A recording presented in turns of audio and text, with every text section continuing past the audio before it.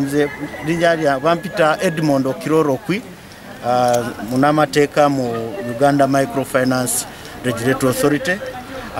Ekindese wano leero jo twafunyeko okwemulugunya Kayunga nti waliwo abaami abali mu field abali kukola kikwekweto nga beeyita officials ba Uganda Microfinance Regulatory Authority bagenze mu institutions nga 5 ne babasaba ne sente kati we nafunya information ne ntandika ku tracking abasajja bano kuva jo kati leero nafunya information nti basajja bano bali Jinja bankubide simu ne bagamba nti kati mufune wa border aba tracking nga ndi coordinating ne police kyo mukiso mulungi baba tracking ze ne tubakwata wano ku Njeru police checkpoint basajja basatu n'omukyalo omu baba kutte ne baleta ku police Njeru kati ekyo lwaki ndi wano nga official wa Umra enfera yawe babadde bagamba nti kati boba toyina oba ki license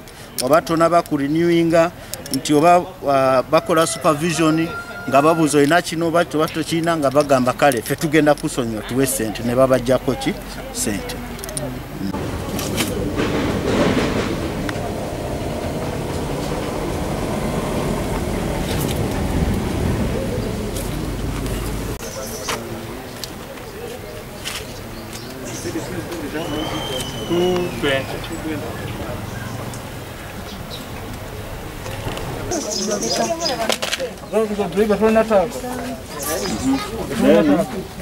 One red book. Analysis book 16 column. Tano nenga byabufi. Nange kyenakoze nenkuba esimu direct mu Umra nembagamba wali operation je musindise eno eze ne bangamba nedda nembagamba waliwo eze wano ne bajeeko omwana wange esente milioni 5 kani ne bangamba bali motoka kinenje bagamba bali mu Haria je baliko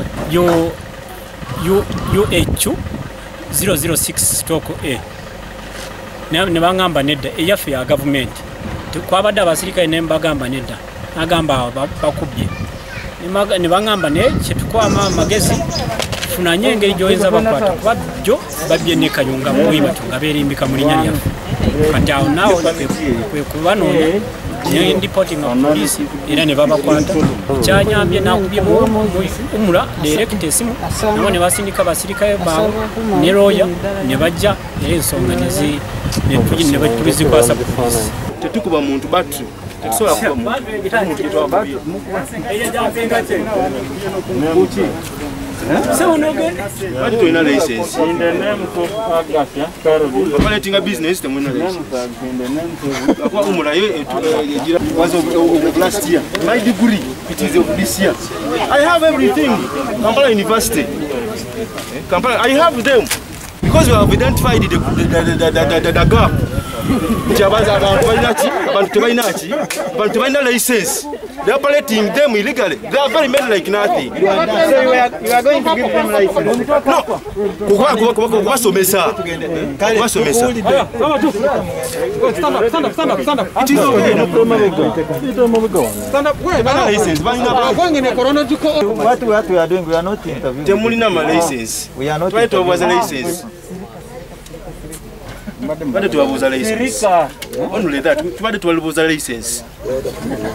Money lending license. They didn't have. Watch rubber. Which what to find money lending license? Nitubagamba. If not, mufune tunetwa procedures ezokufuna license. Netuba kubira ebifananyi, netubaletera mateeka ago. Nti operating this illegally. Nitubagamba.